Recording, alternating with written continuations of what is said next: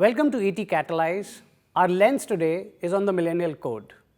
We have with us Navin from MTV, Divya from AltBalaji, Ankur from Grofers, and Angad from Indiatimes Lifestyle Network.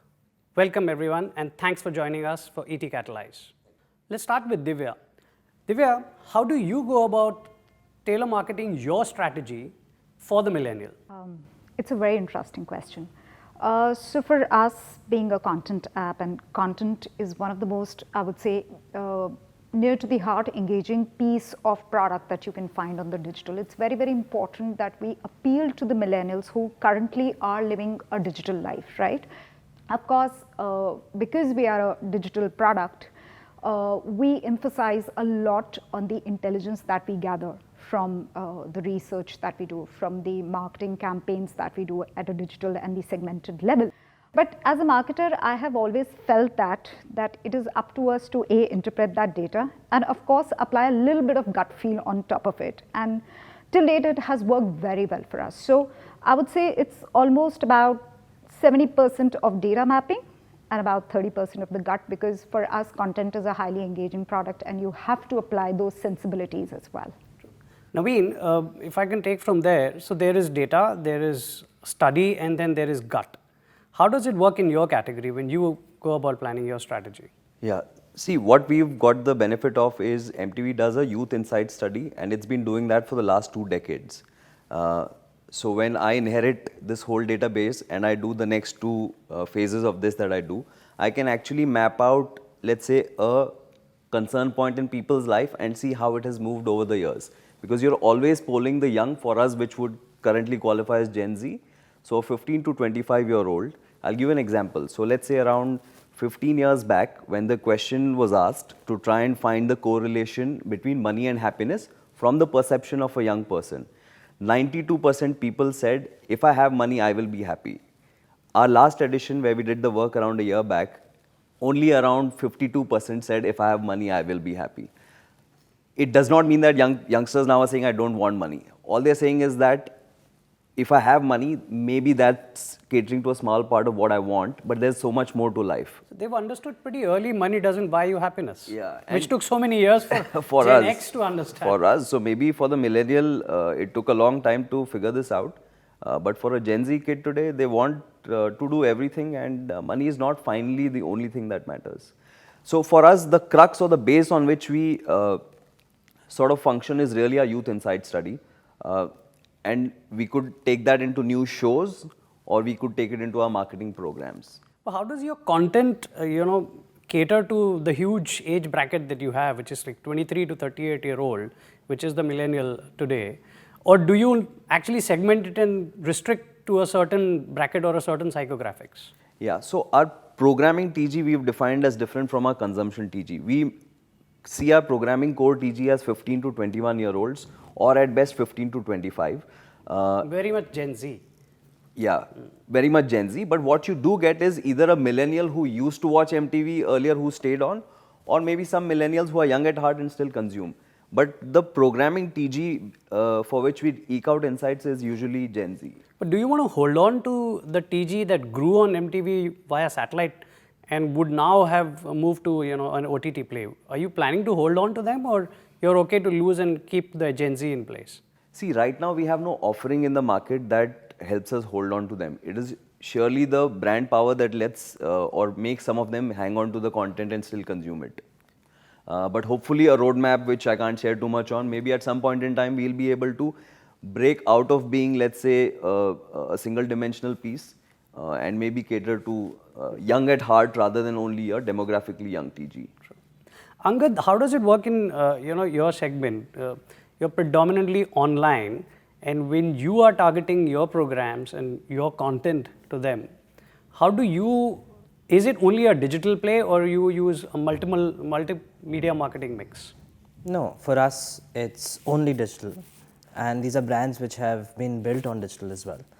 I think the core insight which broadly sums up our entire strategy is that millennials are I read this quote somewhere, which is essentially that people were born in communities. Say Gen X that you mentioned, we were born in communities and we had to venture out to discover our own individuality.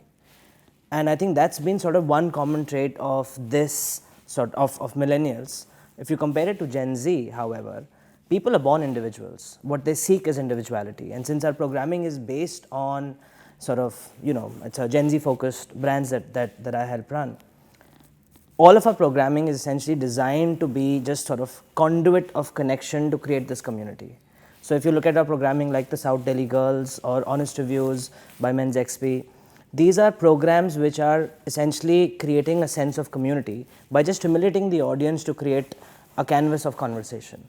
And that's sort of the core insight with which we've built most of our editorial strategies. So your target is to build a community, but how do you go about selling that feeling or selling a community approach? Or do you need to? I think brands today understand that they want to achieve two objectives. One, they want to be a part of the conversation.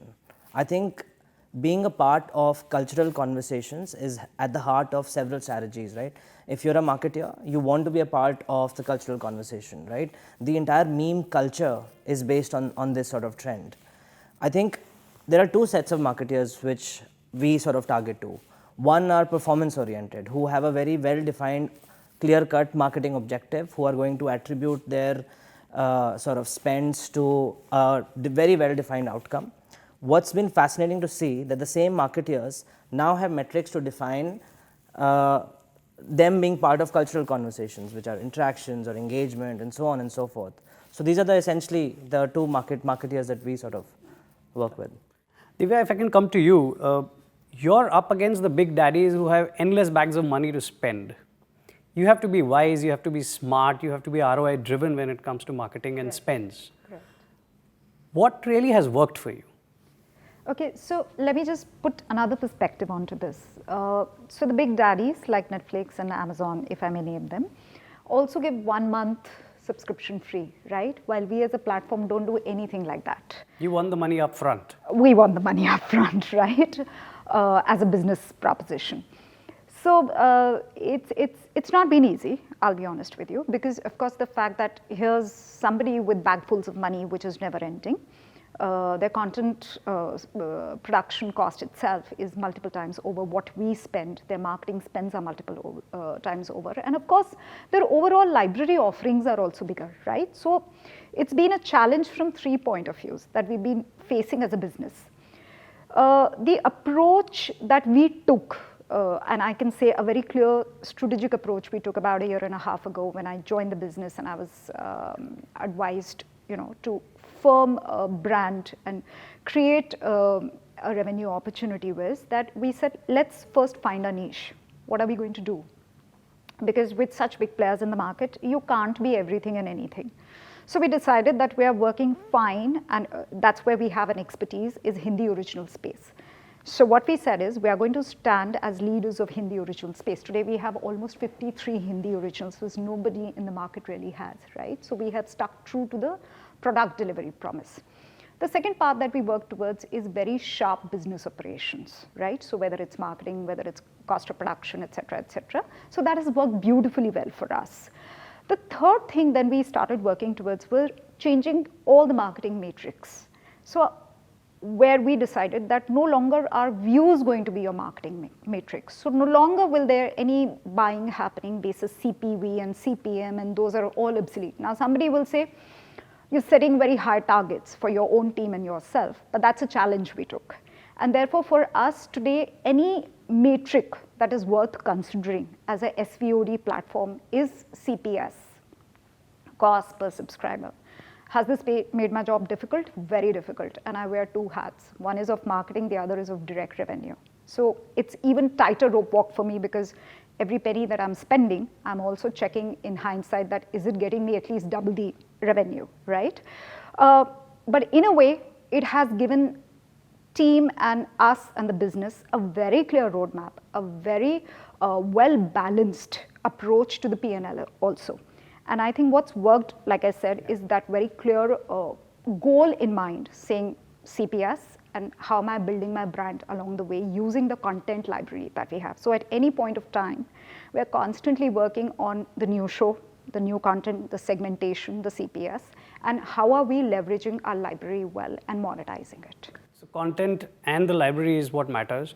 In your segment and for MTV, Navin, is content the only play? Is content the hero that you build your narrative around and your marketing plan around?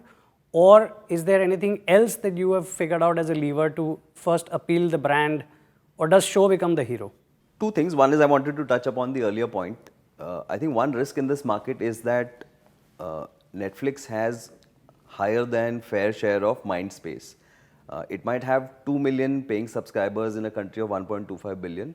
But the unfortunate truth is that that 2 million subsumes all the 50,000 marketeers who run the budgets.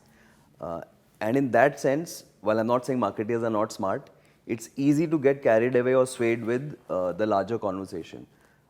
India will continue to be an AWOD dominated market. There was a report put out by Boston Consulting Group which said that while it will grow by leaps and bounds content, it's still likely to be 60-40 in favor of AWOD. And that's because the propensity of the Indian customer to really pay for anything including content is likely to be low in the times to come. And given the kind of slowdown that we are seeing, it's likely to be hit even more. One other factor that seems to have worked in the favor of content right now is, I don't know whether enough credit is given to Jio, which is this market had an average rate of buying 1 GB of data of 255 rupees, which Jio crashed to 19 rupees. So it's brought down the rates to 10% of what they were, and maybe even lower if you buy a 3-month plan and so on. So that's one massive thing. And that has led to the average consumption by one individual to go from 700 MB to 12 GB. That's massive. So India is the highest consumer of data and become the lowest cost consumer. Now with the prices going up, it will be interesting to see how content plays out. In the case of MTV, like I was referring to earlier, two things we've seen. One is that if content works with people, it will work whether you run it on TV or on OTT. So Voot right now, which is the Viacom 18 OTT platform, has now got 100 million users monthly as of last month, right? And other than Big Boss, most of the top shows continue to be MTV shows, which do well on TV and which do well on OTT as well. So that's one big chunk that ticks boxes for us, which tells us that good content will work on any platform. To your question, beyond content, what we do is, all our brand equity studies show us that the core of this brand is being the voice of youth. And that is not limited to reality shows or fiction shows or small format or long format. So what we tend to do is we pick up things sometimes which are serious and sometimes things which are fun. So for example, our youth study showed us that trash or plastic was a big area of concern for youngsters. But we didn't want to go out and preach that, let's clean up trash and things like that. So what we said was, listen, we're getting a lot of trash online because young kids, they come online, there's nobody monitoring, they come and trash you or your actors or sometimes your shows. So you use the concern or cause marketing approach, did you? Yeah. I'll show you two different flavors of that. So one was we said, no problem, keep the hate coming in because for each trashy comment that you put in, we will go out and clean 1 kg of trash. And so over the period of this, some 12,000 kilos of trash we collected. And then we used that trash to build on Dussehra a plastic Ravan to share the message that plastic is the new Ravan. And that sort of completed a loop. Nothing to do with any of our shows, just a way of sort of keeping conversation on, being relevant, being culturally relevant, doing what young kids want. The other was a cause which was possibly not in the serious zone, where we said India loves biryani. Biryani is more than food, it's an emotion. All the food apps keep sharing data on how biryani is the highest ordered per minute, per month, per year, and so on. And so we realized what's the young person's context. The young person's using chat apps to talk a lot and using all sorts of emoticons. And then we realized that, hey, there's no emoticon for biryani. There's an emoticon for chicken, there's an emoticon for rice, there's an emoticon for everything, but there's no emoticon for biryani. But how did you connect brand MTV with it? Yeah, so the voice of youth is when you say something that young people get behind. So when we started this cause, we got around 100,000 signatures online on change.org. There's no money spent in this. It's just a cause that young people rallied around. We took out a street march in DU and we got around 800 kids. We just put up posters in their college canteens. We got 800 kids who rallied behind this cause. Lots of media outlets landed up there and carried away. To me, these are important things to do because if your brand is nothing more than your show, because each show has a brand, is a brand in itself. And your brand has to be bigger and has to have a relevant conversation continuously rather than saying, hey, मेरा नया show आ गया, इसको देख लो. So you mixed online and then took it offline and then put the entire message and wove around it. So one, for example, millennials lived through the transition between offline and online. So what that meant was there's a certain amount of appreciation for the old world versus the new world, which would not happen with the Gen Z because the Gen Z was born into the new world, digital and content first. Millennials tend to be single career focused and stability focused. Gen Z are clear that they want to do multiple things in one life. Maybe one life is too little to lead for just one career or one objective. They're ready to experiment. Absolutely. They need to. They think that's the fundamental. And they don't feel this like millennials do at the age of 40, 45, saying, okay, is there something else I should have done earlier and so on. But they feel this right from the get-go, from the 20s. Ankur, if I can come to you, is there a difference between how you market a tier 1 audience versus a tier 2 audience? I mean, you're spread across multiple cities. Do you see consumption patterns or habits different and thereby your strategy will have to be different to appeal to them? Yes, of course. So, for example, a key source of growth right now continues to be supermarkets. Now, in areas where there are no supermarkets, you can't go with the same proposition. The biggest difference that we see, and this is predominantly from the calling that we do, internal calling that we do to customers, is that our source of growth becomes much bigger from kirana stores when it comes to smaller towns as compared to supermarket stores in the bigger 13 cities. So that there is a clear differentiation. The one surprising thing that has come out is that there is this affinity to get things home delivered, that it's ek nayi cheez hai. You know, and therefore you want to, and that convenience we never played on, right? It gives them the thrill. It gives them the thrill. It lands up. Absolutely, and it's a proposition we never communicated. It's a proposition we don't want to stand for, but we often get it in research as one of the key points of why they chose to go, chose to buy from Grofers is because it gets things home delivered. So they value that service? They value that service, while it was not what we intended to do. So coming back to your question, the fundamental difference, of course, becomes the source. From supermarket, it becomes kirana. We have also seen that unlike bigger cities where a lot of the demand is skewed towards the weekends, the demand in newer cities, because people have slightly more time, is slightly more stable towards weekdays as well. So the demand is slightly more equal in terms of its proportion as compared to the bigger cities where it's skewed towards weekends. So these two we definitely see. The other third trend I think I would say is that there is a slightly higher male skew that we see in the expansion cities, in the new cities, as compared to being slightly more gender neutral in the bigger cities. Angad, I want to understand the role of influencer marketing. With South Delhi Girls, you created virtual brands and they had huge power and influence. But how responsible you have to be when you're using the influencer marketing method? I think, so I'll answer that in two parts. One is the role of influencer and how they're potentially small/large media enterprises in their own right. And second is, I think you asked me a question which is about being, broadly put, about being woke, about being a little more conscious about the word that you're putting out there. I think much like media organizations, you have an audience which is built on a philosophy, which is built on what you stand for. And I think that plays out in the same way with influencers.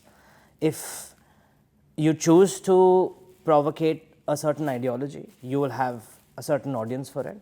Typically, the ones that we associate with are the ones which are a little more progressive, which nudge the, let's just say, broadly put society in the right direction.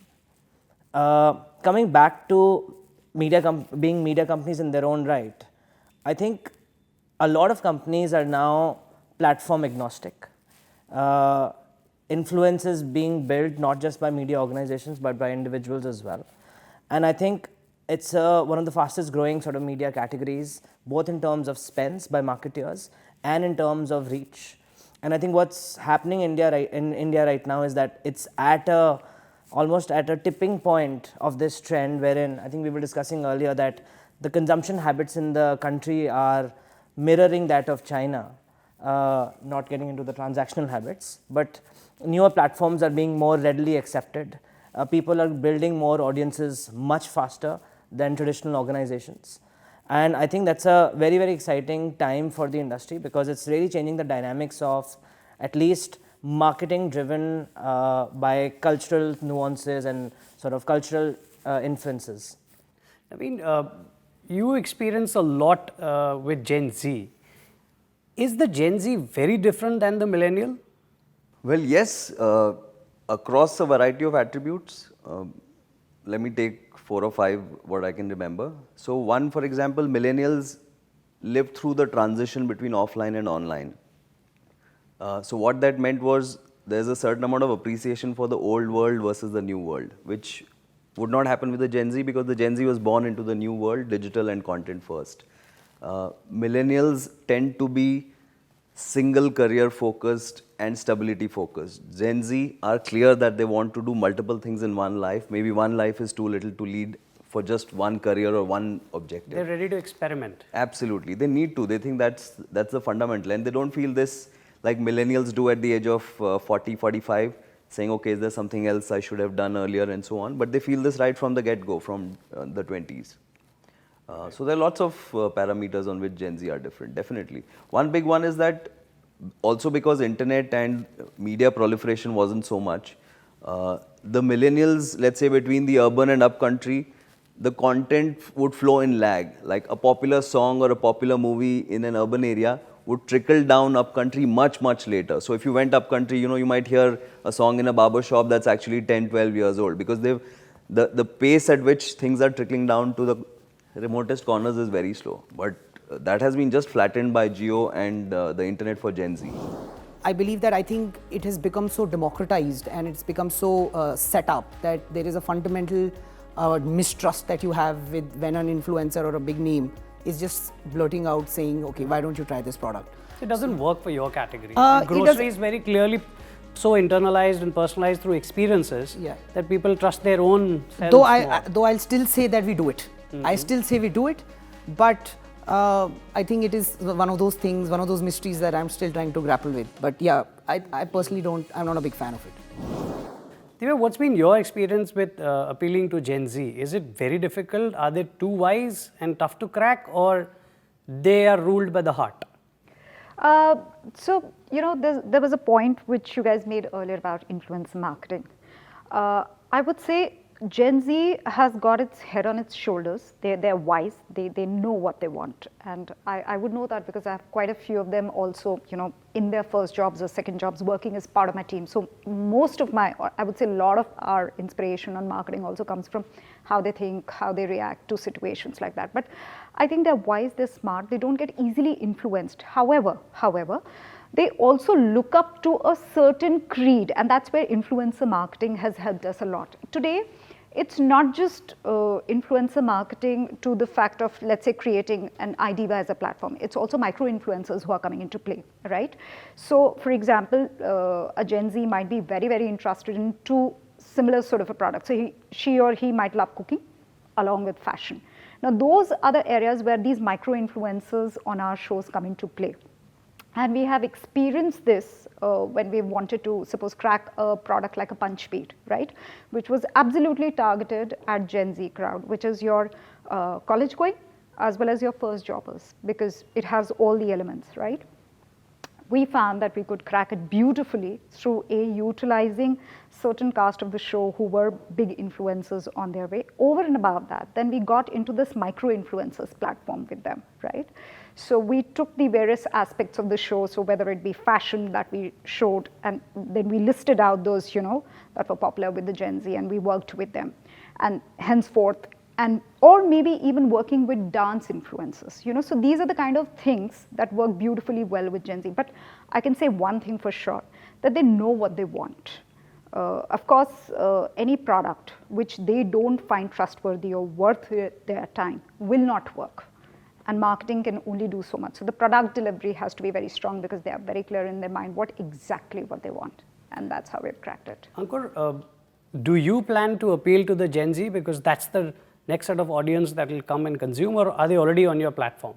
No, I think that's not the TG that we would be gunning for. I think we are very clear in who we want to go for. I think it's a monthly household basket, so it will predominantly be around a female who's in the age group of 25 to 35, which is our consumption TG, and of course the media TG being broader. So we will continue to look at 22 to 40 as the age group, which would be quite relevant for the grocery buying that needs to happen in the house. And does influencer marketing appeal to that TG that you cater?